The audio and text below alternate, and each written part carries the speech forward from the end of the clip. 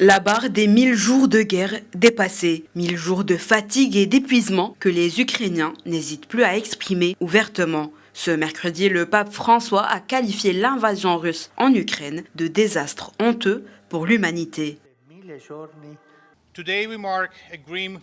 Nous marquons aujourd'hui une étape sombre. 1000 jours se sont écoulés depuis le début de l'invasion totale, non provoquée et injustifiée de l'Ukraine par la Russie. Cette agression continue reste une violation flagrante des principes de la Charte des Nations Unies que tous les États membres se sont engagés à respecter.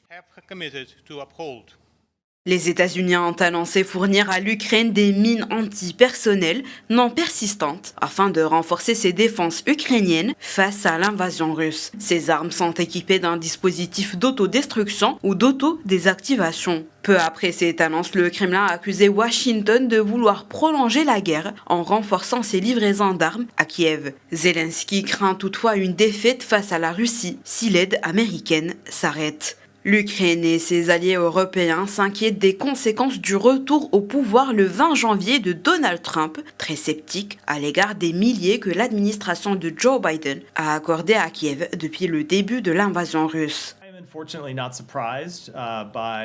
Je ne suis malheureusement pas surpris par les commentaires du Kremlin concernant la publication de cette nouvelle doctrine nucléaire révisée. Depuis le début de sa guerre d'agression contre l'Ukraine, il a cherché à contraindre et à intimider à la fois l'Ukraine et d'autres pays dans le monde par une rhétorique et un comportement nucléaire irresponsable. Malgré ce que dit la Russie, ni les États-Unis ni l'OTAN ne constituent une menace pour elle. La rhétorique irresponsable et belliqueuse de la Russie ne fera rien pour améliorer la sécurité de la Russie.